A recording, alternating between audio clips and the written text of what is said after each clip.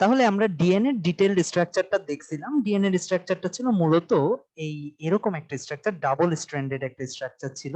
মূলত ডিএনএ হচ্ছে দুইটা সুতা, এবং আমরা এই দুইটাকে আলাদা আলাদা করে সুতা ধরতে পারি। এরা একে অপরের গায়ে পেঁচায় গেছে, এবং পেঁচায় যাওয়ার পরে সুতার যে এই অংশটা, এখানে কি ছিল আমরা জানি, সুগার ছিল আর ফসফেট ছিল। স্ট্রাকচারটা এরকম ছিল, আর ভিতরে ছিল নাইট্রোজেন বেস, এবং এই নাইট্রোজেন বেস গুলো হাইড্রোজেন বন্ড দিয়ে একে অপরের সঙ্গে অ্যাটাচড ছিল। সেগুলোকে আমরা সংক্ষেপে এভাবে দেখাই দিই। এইটাই, এই ডিএনএ স্ট্রাকচারটা দেখে আমরা মোটামুটি অভ্যস্ত। সো আমরা ডিএনএ এই স্ট্রাকচারটা বুঝলাম এটা কিরকম। এখন একটা ডিএনএ থেকে আরেকটা ডিএনএ তৈরি করার ওয়েকে বলা হয় ডিএনএ রেপ্লিকেশন। ডিএনএ রেপ্লিকেশনটা কেন তৈরি করা ইম্পর্টেন্ট, কেন ডিএনএ রেপ্লিকেশন হয়, এটা আমরা পরে দেখব। আমাদের এখন যেটা বুঝতে হবে, ডিএনএ রেপ্লিকেশনটা মূলত ডিএনএ তে যতগুলো ইনফরমেশন আছে সবগুলোকে কপি করার প্রসেস।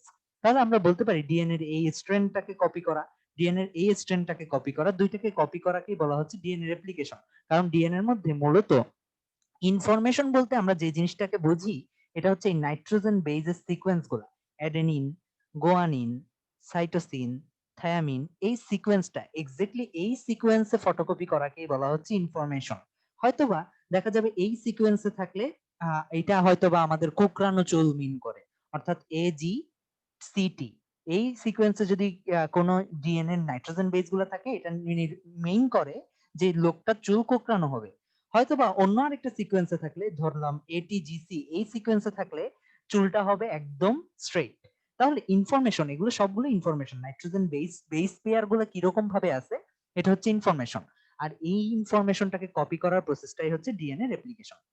আমরা দেখি, মূলত আমরা যখন রেপ্লিকেট করি আমরা দেখি যে এরকম দুইটা স্ট্র্যান্ড পাই আমরা, ডিএনএ দুইটা স্ট্র্যান্ড পাই, এবং দুইটা স্ট্র্যান্ডকে কিন্তু সেম ভাবে রেপ্লিকেট করা হয় না। আমাদের খেয়াল রাখা লাগবে, এখানে একটা স্ট্র্যান্ড হচ্ছে মূলত মেইন স্ট্র্যান্ড, আরেকটা হচ্ছে এন্টি প্যারালালি বসানো হয়েছে, মেইন স্ট্র্যান্ডের উল্টা ভাবে বসানো হয়েছে। কারণ কি, দুইটারই ক্ষেত্রে নাইট্রোজেন বেস 1 নম্বর কার্বনে থাকে, এটা হচ্ছে 1 নম্বর কার্বন।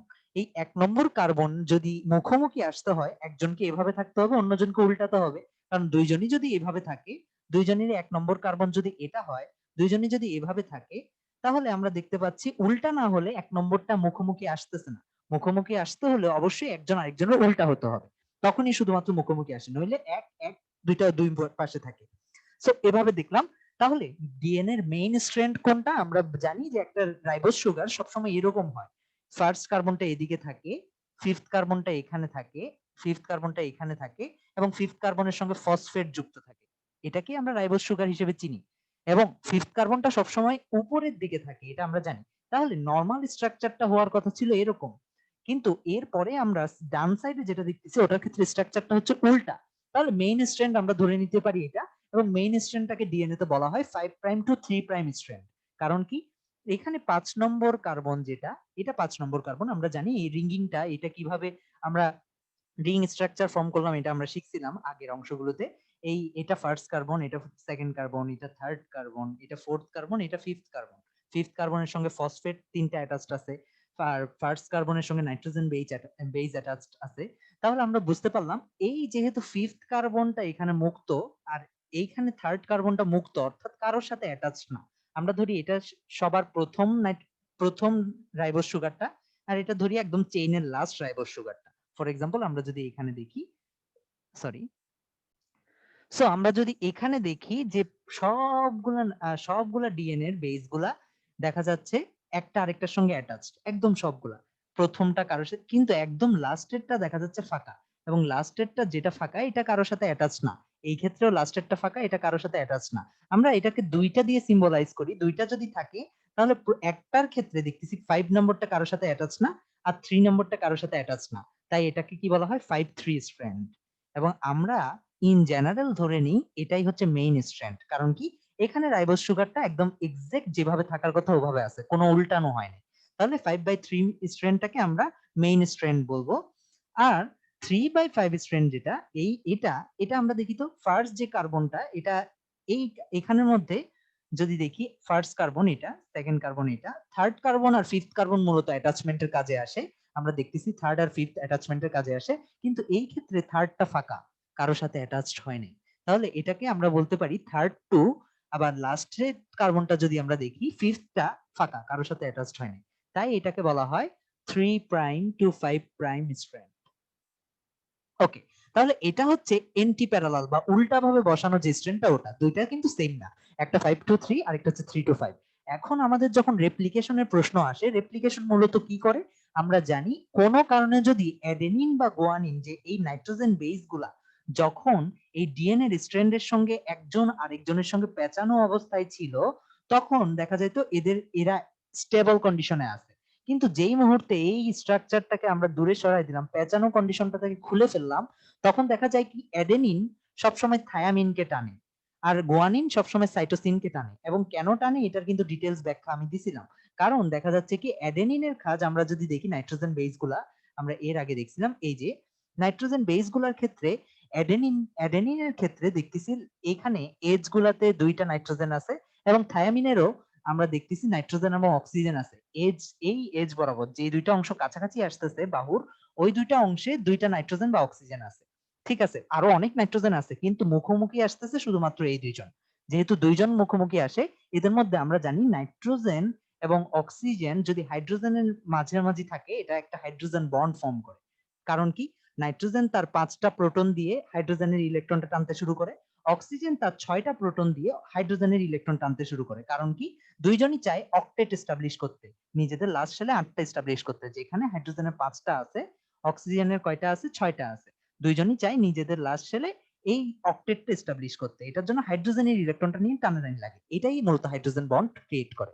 সো আর গুয়ানিন সবসময় সাইটোসিনকে টানে কেন, কারণ হচ্ছে তার এজ গুলা আমরা যদি দেখি 3টা এজ আছে এবং সাইটোসিনেরও 3টা এজ আছে, তাই গুয়ানিন যখনই মুক্ত হবে তখনই সে সাইটোসিনকে টানবে। তাহলে আমরা বুঝতে পারলাম নরমালি টানে না, নরমালি ডিএনএ একটা স্টেবল কম্পাউন্ড, কারণ হচ্ছে নরমালিতে দেখা যায় আমরা যদি দেখি সাইটোসিন, গুয়ানিন, থায়ামিন এরা সবাই একে অপরের সঙ্গে অ্যাটাচড আছে নরমালি। কিন্তু আমরা যদি একটা কাজ করি, আমরা যদি এই হাইড্রোজেন বন্ডটাকে ভেঙে দিই, হাইড্রোজেন বন্ডটাকে ভেঙে দিলে তখন হচ্ছে এই দুইজন আলাদা হয়ে যায়, তখন অ্যাডেনিন মুক্ত হয়ে যায়, থায়ামিনও মুক্ত হয়ে যায়। তখন এরা নিজেদের মানে কাউন্টার যে নাইট্রোজেন বেসটা আছে ওই ইয়াটা নিয়ে আসতে শুরু করে, অ্যাডেনিন থায়ামিনকে নিয়ে আসতে শুরু করে। এতটুকু যদি আমরা বুঝতে পারি, এই অ্যাডেনিন যে থায়ামিনটাকে আনতেছে এটাই মূলত ইনফরমেশনের ফটোকপি। কারণ এক সাইডে আমরা দেখতেছি অ্যাডেনিন থায়ামিনকে আনতেছে, অন্যদিকে অন্য স্ট্র্যান্ডটা থায়ামিন কি করতেছে, অ্যাডেনিন আনতেছে। তাহলে আলটিমেটলি আমরা দেখতেছি ইনফরমেশনটা ফটোকপি হয়েছে, উল্টা ভাবে ফটোকপি হয়েছে, কিন্তু আলটিমেটলি এই ইনফরমেশনটা ফটোকপি হচ্ছে। তাহলে এই ইনফরমেশন ফটোকপি করাটাকে আমরা বলি ডিএনএ রেপ্লিকেশন। এবার আমরা যদি বোঝার চেষ্টা করি, রেপ্লিকেশন করতে হলে আমাদের প্রথমে বুঝতে হবে এগুলা যতক্ষণ এভাবে একে অপরের গায়ের সাথে লেপ্টে আছে, অর্থাৎ ফোল্ডেড আকারে আছে, টুইস্টেড আকারে আছে, এরা ততক্ষণ পর্যন্ত রেপ্লিকেট করবে না।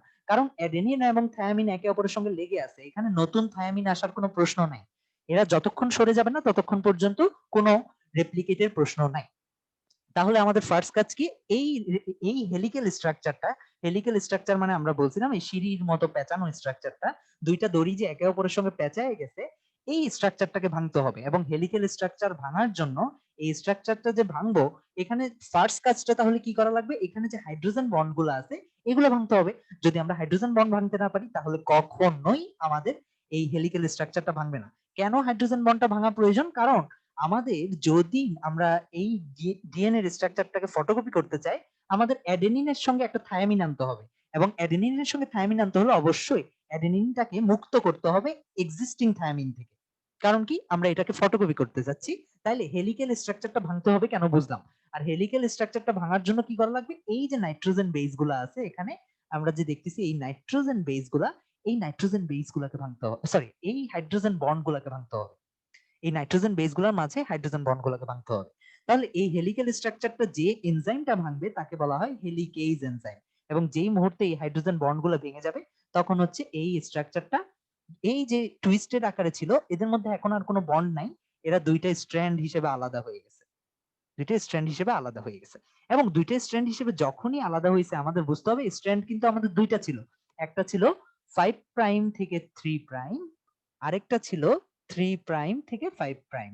এবং আমরা জানি যে মেইন স্ট্র্যান্ড হিসেবে আমরা কোনটাকে চিনি, মূলত আমরা স্ট্র্যান্ডটাকে রিড করি 5 থেকে 3 এর দিকে, অর্থাৎ একটা স্ট্র্যান্ড এদিক থেকে রিড করতে হবে, অন্যটা স্ট্র্যান্ড আমরা যদি ইনফরমেশন রিড করতে চাই তাহলে 5 থেকে 3 এর দিকে রিড করতে হবে। কারণ কি, এটাই হচ্ছে নরমালটা। আমরা জানি ফিফথ কার্বনটা সবসময় সবসময় উপরের দিকে থাকে, তাহলে আমরা যদি নিচের দিকে তাকাই, এটা নিচের দিকে আসছে মানে আমাদের এদিক থেকে কাউন্ট করে আসতে হবে, 5th কার্বন থেকে কাউন্ট করতে হবে। তাহলে আমরা জানি 5 থেকে 3 তে আমরা রিড করি, সবসময় ডিএনএ 5 থেকে 3 তে রিড করি। তাহলে অন্যটাও 5 থেকে রিড করতে হলে এদিক থেকে রিড করে আসতে হবে। এখন রিড করা বলতে কি বোঝাচ্ছি, আমরা যদি দেখি এখানে কয়েকটা নাইট্রোজেন বেস আমরা চিন্তা করে নিই, এটা ধরি অ্যাডেনিন।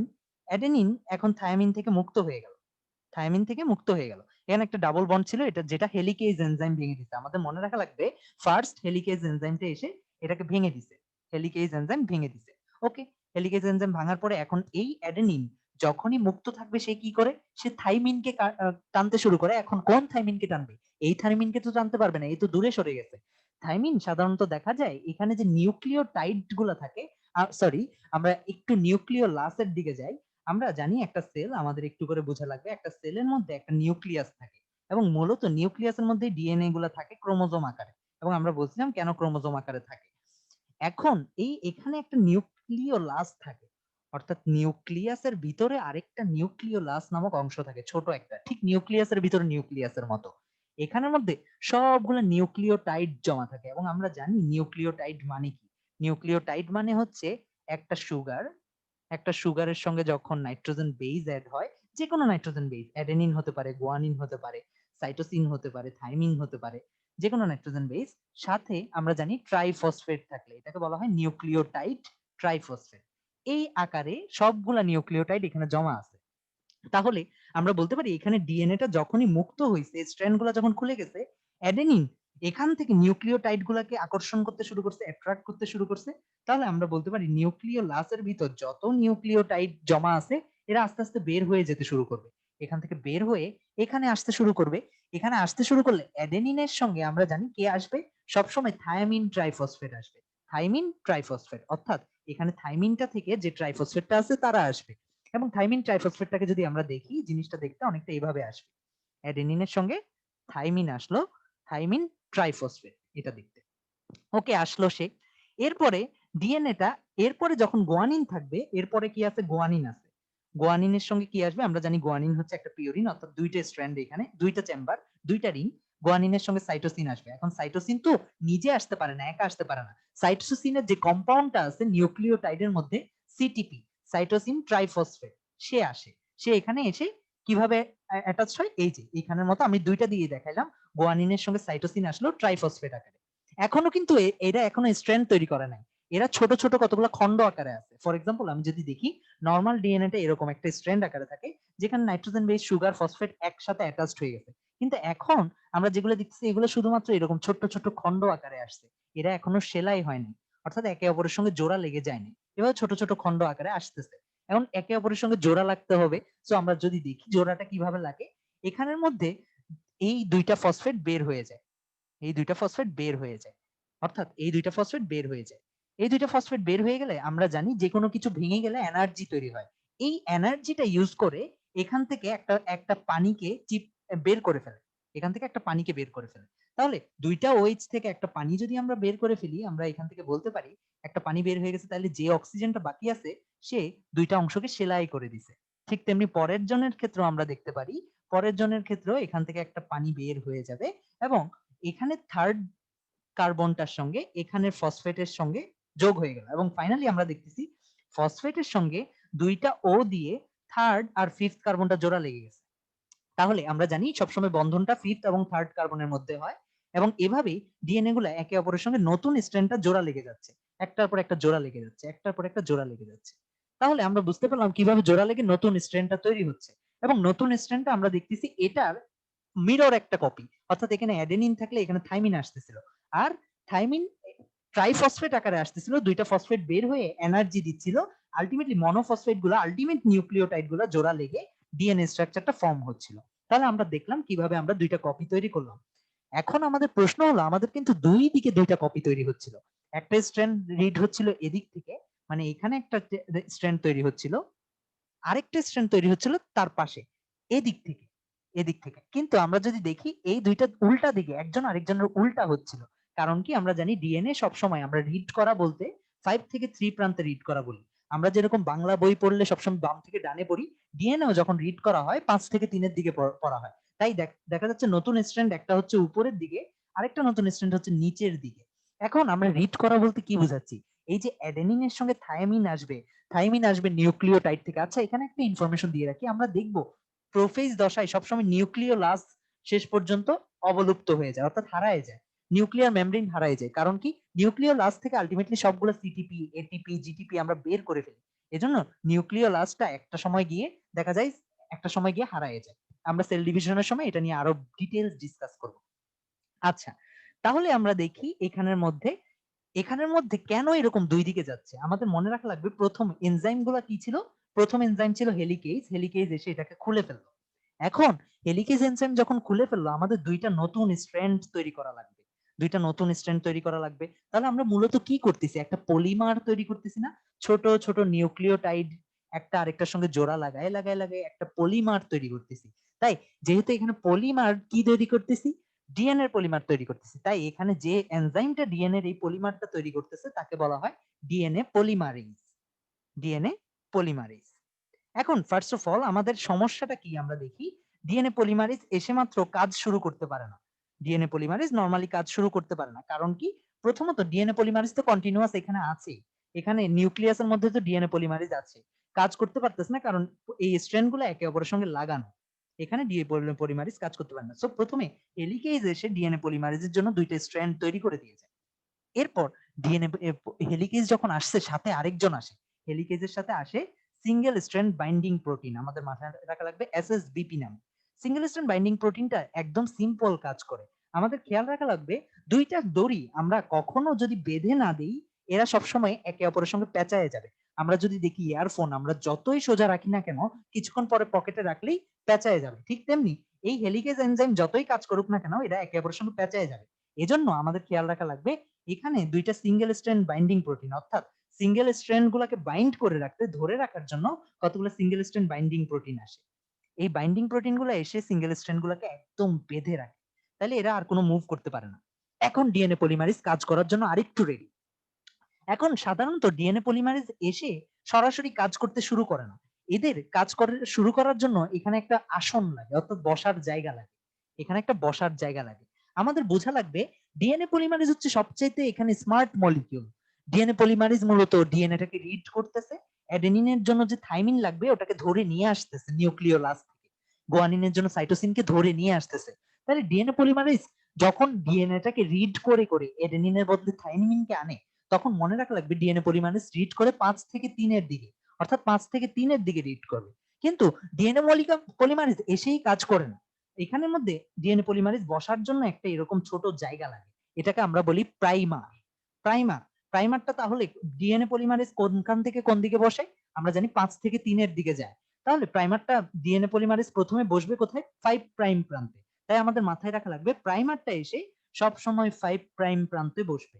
এবং এটা মনে রাখার জন্য আমরা মনে রাখতে পারি প্রাইমার 5, পি আর এফ কাছাকাছি উচ্চারণ, এবং মনে রাখতে পারো প্রাইমার সবসময় 5 প্রাইম প্রান্তে বসবে, কখনো 3 প্রাইম প্রান্তে বসবে না।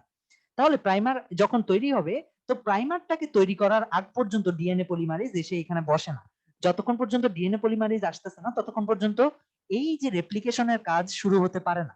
তাহলে প্রথমে হেলিকেজ আসলো, সিঙ্গেল স্ট্র্যান্ড বাইন্ডিং প্রোটিন দুইটাকে খোলা রাখলো, তারপর প্রাইমারটাকে তৈরি করবে প্রাইমেজ নামক এনজাইম। এই প্রাইমেজটা তৈরি হওয়ার পরে দেন এন্ড অনলি দেন ডিএনএটা আসতে পারে, এবং ডিএনএ পলিমারেজটা এসে বসে এখানে। এবং ডিএনএ পলিমারেজটা কি করে? এখান থেকে থাইমিনটা, নিউক্লিওলাস থেকে থাইমিনটাকে ধরে আনে, এখানে থাইমিন নিয়ে আসে, সাইটোসিন নিয়ে আসে, এভাবে একটার বদলে একটা আনতে আনতে আনতে এরকম একটা নতুন স্ট্র্যান্ড তৈরি করে। তো আমরা একটা নতুন স্ট্র্যান্ড দেখতেছি নিচের দিকে নামতেছে, আরেকটা নতুন স্ট্র্যান্ড আমরা দেখতেছি, কারণ ডিএনএ পলিমারেজ তো দুইটা দুই মুখে বসছে, তাই আরেকটা নতুন স্ট্র্যান্ড উপরের দিকে উঠতেছে। এখানে নেক্সট সমস্যাটা আসে।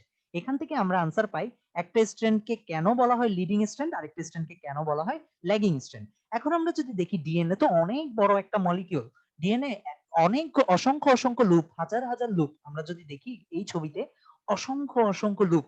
এখন হেলিকেজ তো একসাথে পুরাটাকে খুলতে পারে না, হেলিকেজ ছোট ছোট একটা অংশ খুলতেছে, যেমন এই অংশটা খুলছে, কিন্তু এর পরে তো আবার লুপগুলা এখন রয়ে গেছে। আমরা যদি দেখি হেলিকেজ এই অংশটা খুলছে, কিন্তু পরের অংশ তো আবার প্যাচগুলো আছে, এখনো পুরাটাকে খুলতে পারে নাই। তাহলে আমরা যদি এখানে এই জিনিসটা দেখি, অর্থাৎ পরের অংশটাতে এখনো এই প্যাচটা আছে। তাহলে হেলিকেজ একটু পরে যখন এই পুরা জিনিসটা কপি করা হয়ে গেছে, অর্থাৎ যে অংশটা 10 বা 20টা যে নাইট্রোজেন বেস পেয়ার খুলছে, এই বেস পেয়ার গুলাকে যখন রিড করা হয়ে গেছে, নতুন স্ট্র্যান্ডকে তৈরি করা যখন হয়ে গেছে, তখন হেলিকেজ এর পরের অংশটাকে খোলা শুরু করছে। এখন এর পরের অংশটাকে যখন খুলতেছে তখন সমস্যাটা হয়। সমস্যাটা হয় কি, আমরা যদি দেখি পরের অংশটাও খুললো, ওকে আমি নতুন রং দিয়ে দেখালাম, পরের অংশটা এখন খুললো। পরের অংশটা খোলার জন্য আমরা যদি দেখি একটা প্রাইমার সবসময় 3-এর দিকে কাজ করে। একটা প্রাইমার সবসময় 3-এর দিকে কাজ করে, অর্থাৎ এই প্রাইমারটা একে যদি আমরা ধ্বংসও করে ফেলি কখনো নিচের দিকে কাজ করবে না, সে সবসময় 3-এর দিকে উল্টা দিকে কাজ করবে। কিন্তু হেলিকেজ খুলতেছে তো এদিকে, এইদিকে খুলতেছে, অর্থাৎ আমরা যদি দেখি, আমরা এইখানে দেখি হেলিকেজ কাজ করতেছে এদিকে, হেলিকেজ কাজ করতেছে এদিকে, কিন্তু প্রাইমারটা কাজ করতেছে তার উল্টা, হেলিকেজের উল্টা, ওদিকে তো কাজ করতেছে না হেলিকেজ, এদিকে কাজ করতেছে। তাহলে উল্টা হলে সমস্যাটা কি হয় আমরা যদি দেখি, আর একটা প্রাইমার, এই যে 5 প্রাইমে যে প্রাইমারটা, এই স্ট্র্যান্ডে যেটা প্রাইমারটা বসছিল, এই প্রাইমারটা কিন্তু 3-এর দিকে কাজ করতেছে, আবার হেলিকেজও এদিকেই খুলতেছে। তাহলে এই প্রাইমারটাকে কি নতুন করে আবার উঠে বসার দরকার আছে? না, দরকার নেই, সে যেখানে আছে ওখান থেকে কাজটা কন্টিনিউ করতে পারতেছে, অর্থাৎ এই প্রাইমারটা স্ট্র্যান্ডটাকে বড় করতেই থাকতেছে।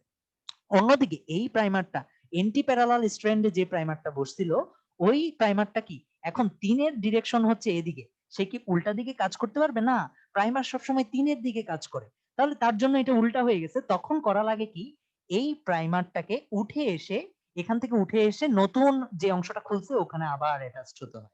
এভাবে যতবারই খুলতে থাকে এই স্ট্র্যান্ডটার জন্য ততবারই অ্যাটাচড হতে হয়। তাহলে আমরা যদি দেখি একটা ডিএনএ, এরকম একটা ডিএনএ, এটার একটা স্ট্র্যান্ড, এদিকের স্ট্র্যান্ডটা নরমালি 5 প্রাইম টু 3 প্রাইম যেটা ছিল ওটা নরমালি তৈরি হয়ে যাচ্ছে। অন্যদিকে উল্টা স্ট্র্যান্ড যেটা ছিল 3 প্রাইম টু 5 প্রাইম যেটা ছিল, ওটা কিছুক্ষণ পর পর নতুন নতুন স্ট্র্যান্ড তৈরি করা লাগতেছে। এরকম ছোট একটা স্ট্র্যান্ড এখানে প্রাইমার ছিল, এটাকে উঠে গিয়ে আবার নতুন আরেকটা স্ট্র্যান্ড তৈরি করা লাগছে, এই প্রাইমারটাকে আবার উঠে গিয়ে আবার তৈরি করা লাগছে। কারণ কি, তারা হেলিকেজের অপোজিট দিকে কাজ করতেছিল, হেলিকেজ যেদিকে ওপেন করতেছিল তার উল্টা দিকে কাজ করতেছিল। তাইলে আমরা দেখতেছি একটা স্ট্র্যান্ড খুব তাড়াতাড়ি হয়ে যাবে, কারণ তার তো একটা প্রাইমারেই কাজ হয়ে যাচ্ছে। অন্য আরেকটা স্ট্র্যান্ডের মাল্টিপল প্রাইমার লাগতেছে, তাহলে যার মাল্টিপল প্রাইমার লাগবে সে একটু স্লো হবে। যদি মাল্টিপল প্রাইমার কেন লাগে আমরা বুঝতে পারি, তাহলে মাল্টিপল প্রাইমার যার লাগবে সে একটু স্লো হবে। যদি সে স্লো হয় তাকে বলা হয় ল্যাগিং স্ট্র্যান্ড। আর যে তাড়াতাড়ি তৈরি করে ফেলতেছে তাকে অবশ্যই সে লিড করতেছে, তাই তাকে কি বলা হবে, লিডিং স্ট্র্যান্ড। এখন আমাদের বুঝতে হবে লিডিং স্ট্র্যান্ডটা একটা প্রাইমার দিয়ে হয়, একটা প্রাইমার কাজ হয়ে যায়।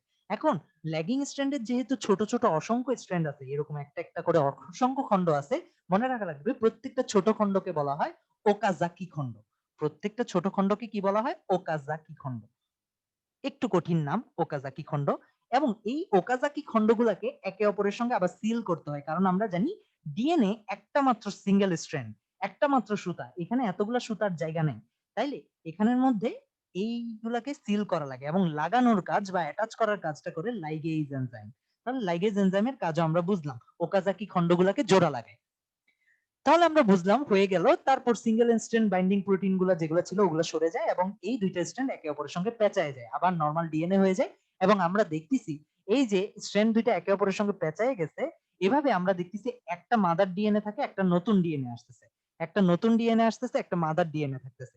এই এই ধরনের ডিএনএ রেপ্লিকেশনকে বলা হয় সেমি কনজারভেটিভ। কারণ কি, এখানে মাদার ডিএনএ বা মেইন ডিএনএ থেকে নতুন একটা স্ট্র্যান্ড তৈরি হচ্ছে। যদি পুরা ডিএনএটাই নতুন হতো তাহলে এটাকে বলা হতো কনজারভেটিভ।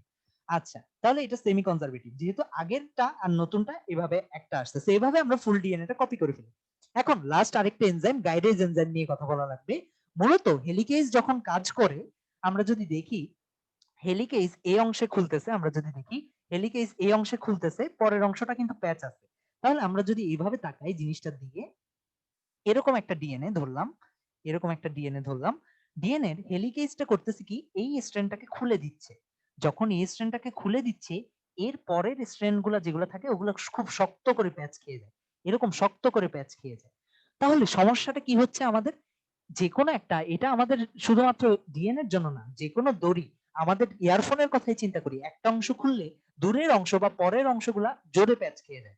তখন একটা এনজাইম আসে, একটা এনজাইম এসে করে কি, এই এখানের একটা অংশকে কেটে দেয়। একটা অংশকে যখন কেটে দেয়, একটা তারকে যখন কেটে দিই, আমরা যদি ধরি দুইটা তার একে অপরের সঙ্গে খুব পেঁচায় আছে, আমরা একটা তারকে কেটে দিলাম, তাহলে একটা তার সম্পূর্ণ আলাদা হয়ে গেল। তাহলে অন্য তারটা আর পেঁচা থাকার জন্য কিছু পাইলো না, ওরা খুলে গেল।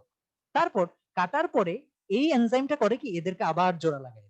তাহলে দেখি তো দুইটা খুব কড়া ভাবে পেঁচায় ছিল, এখন নর্মালি দুইজনই খুলে আবার নর্মাল প্যাচ হয়ে গেছে। এই যে কাজটা করে, যে আলট্রা টুইস্টিং যেটা হচ্ছিল এখানে, একদম টুইস্টেড হয়ে যাচ্ছিল, এটাকে যে কন্ট্রোল করে, যে টুইস্টেড হতে দেয় না, তাকে বলা হয় গাইরেজ এনজাইম। গাইরেজ এনজাইম আমরা যদি দেখি, gyrase enzyme. So gyrase enzyme কি করে আমরা বুঝলাম যে আর এই ডিএনএ যে অংশ হেলিকেজ যে কাজটা করতেছে, তার যে দূরের অংশটা, একটা স্ট্র্যান্ডের ডিস্টাল পার্ট বা দূরের অংশটা যেন খুব বেশি টুইস্টেড না হয়, গাইরেজ হচ্ছে এটাকে কন্ট্রোল করে, যেন এই খুব বেশি টুইস্টিং এর মধ্যে দিয়ে না যায়। এখন আমাদের খেয়াল রাখা লাগবে, গাইরেজটা সাধারণত প্রোক্যারিওটিক সেলে থাকে, আদি কোষে থাকে, প্রোক্যারিওটিকে থাকে। এখন প্রোক্যারিওটিক বাদেও ইউক্যারিওটিক সেলে গাইরেজের কাজটা করে টপো আইসোমারিজ। ইউক্যারিওটিক সেলে আমাদের মনে রাখা লাগবে এই কাজটা করে টপো আইসোমারিজ। এখন টপো আইসোমারিজটা আমরা বুঝলাম, টপো আইসোমারিজ কি করে আমরা বুঝলাম, এক্স্যাক্টলি গাইরেজের কাজ করে। আলাদা করে বলার কারণ হচ্ছে এই গাইরেজের তুলনায় টপো আইসোমারিজটা আরেকটু ডেভেলপ, এজন্য এটাকে আলাদা নাম দিছে। আলটিমেটলি এক্স্যাক্টলি সেম কাজটাই করে। তাহলে আমরা সব ধরনের এনজাইমের কাজ বুঝে ফেললাম। হেলিকেজ শুরুতে আসবে, দেন সিঙ্গেল স্ট্র্যান্ড বাইন্ডিং প্রোটিন আসবে, দেন প্রাইমেজ আসবে, দেন ডিএনএ পলিমারেজ আসবে, তারপর হেলিকেজের কাজে হেল্প করার জন্য গাইরেজ আসবে এবং টপো আইসোমারেজ আসবে। এবং এইগুলার যদি আমরা রিপ্রেজেন্টেশন দেখি, ভিজুয়াল রিপ্রেজেন্টেশন, এই যে এখানে এটা হচ্ছে গাইরেজ, এখানে এই যে প্যাচ গুলা আছে এদের কি ইয়া করতেছে, না সরি, এটা হচ্ছে হেলিকেজ, এই যে ডিএনএ প্যাচ প্যাচ আকারে ছিল এদেরকে খুলে দিচ্ছে। এরপর আমরা যদি দেখি, এটা হচ্ছে ডিএনএ পলিমারেজ, এবং আমরা সরি, এটা হচ্ছে তোমার সিঙ্গেল স্ট্র্যান্ড বাইন্ডিং প্রোটিন, এটা হচ্ছে আমরা যদি দেখি এই জিনিসটা, এটা হচ্ছে প্রাইমার, আর এটা হচ্ছে ডিএনএ পলিমারেজ। আর এই দুইটাকে আমরা দেখতেছি দুইজনকে দূরে সরায় রাখছে। সো এভাবেই হচ্ছে গিয়ে টোটাল ডিএনএ রেপ্লিকেশনের 3D রিপ্রেজেন্টেশনটা এটা। আমাদের এটা না জানলেও চলবে, আমাদের মূলত সেন্স দিয়ে চিন্তা করা লাগবে যে ডিএনএ কিভাবে কাজ করতেছে, এবং এভাবেই আলটিমেটলি ফাইনাল কপিটা তৈরি হয়ে যায়। এবং ডিএনএ রেপ্লিকেশন করার ফলে আমরা কি পেয়ে গেলাম, শুরুতে যে ইনফরমেশন গুলো ডিএনএ তে ছিল, এই ইনফরমেশন গুলো আমরা পেয়ে গেলাম, ডাবল হয়ে গেল এই ইনফরমেশন গুলো। তাহলে ডিএনএ এর মধ্যে যখন ইনফরমেশনটা ডাবল হয়ে গেছে, আমরা জানি ডিএনএ এর মধ্যে ইনফরমেশন যখন ডাবল হয়, ডিএনএ নরমালি ক্রোমোসোম আকারে থাকে, অর্থাৎ ডিএনএ প্রোটিনের চারপাশে পেঁচানো আকারে থাকে। এই ডিএনএটা একটা প্রোটিনের চারপাশে এভাবে পেঁচায় থাকে, যেটাকে ফাইনালি আমরা বলি ক্রোমোজোম। ঠিক আছে, ক্রোমোজোম। এখন আমরা যদি দেখি কেন প্রোটিনের চারপাশে পেঁচায় থাকে, আমরা লাস্ট ক্লাসে এটা নিয়ে ডিসকাস করছিলাম। কারণ হচ্ছে ডিএনএ তে অনেক নেগেটিভ আয়ন আছে, এখানে নেগেটিভ আয়ন, এখানে নেগেটিভ আয়ন। এই নেগেটিভ আয়ন গুলা অবশ্যই পজিটিভ কারোর সাথে পেঁচায় থাকতে হয়, এবং প্রোটিন গুলা পজিটিভ প্রোটিন আমরা জানি হিস্টিডিন, আর্জিনিন, এগুলো হিস্টোন প্রোটিন তৈরি করে, এবং এই হিস্টোন প্রোটিন এসে এইগুলাকে পেঁচায় ধরে, এবং পজিটিভ নেগেটিভ যখন পেঁচায় যায়, ওই ডিএনএ প্লাস প্রোটিন কমপ্লেক্সটাকে আমরা বলি ক্রোমোজোম। এবং এই ক্রোমোজোমটা আমার মনে রাখা লাগবে, ডিএনএ আমরা যখন রেপ্লিকেট করলাম তখন ক্রোমোজোমটা ডাবল হয়ে যায়, এরকম দুইটা স্ট্র্যান্ড পাই, এরকম দুইটা স্ট্র্যান্ড পাই। এভাবে না দেখে আমরা বলতে পারি, এরকম যে জিনিসটাকে আমরা চিনি, এটা মূলত ডিএনএ এখানে দুইটা হয়ে গেছে, এখানে ডিএনএ আছে, এই একটা ডিএনএ, এখানে আরেকটা ডিএনএ, ডিএনএ দুইটা হয়ে গেছে, ইনফরমেশন দুইটা হয়ে গেছে। তাহলে আমরা জানি একটা প্রাণীতে কখনো ইনফরমেশন দুইটা থাকতে পারে না। আমরা জানি আমার ইনফরমেশন একটাই আছে, যেই একটা ইনফরমেশন হচ্ছে আমার 5টা আঙ্গুল থাকবে। এখন যদি এখানের মধ্যে দুইটা ইনফরমেশন থাকে, এরকম ডিএনএ যদি দুইটা থাকে, এটার অর্থ হচ্ছে আমার আগে যে এক হাতে 5টা আঙ্গুল ছিল এখন 10টা আঙ্গুল হয়ে যাবে। তাহলে এভাবে কখনো একটা প্রাণীর মধ্যে ক্রোমোজোম থাকে না, দেখা যায় এটা হয় সেল ডিভিশনের আগে, মাইটোসিস সেল ডিভিশনের আগে। তখন কি হয়, এই ক্রোমোজোমটা ভাগ ভাগ হয়ে দুই সাইডে দুইটা চলে যায়। তাহলে আমরা দেখতেছি আলটিমেটলি ইনফরমেশনটা ভাগ হয়ে দুই দিকে একটা করে ইনফরমেশন চলে যাচ্ছে, অর্থাৎ ইনফরমেশন ফটোকপি হয় মূলত মাইটোসিস সেল ডিভিশনের আগে, এবং এই ইনফরমেশন ফটোকপি করার প্রসেসটাই হচ্ছে ডিএনএ রেপ্লিকেশন।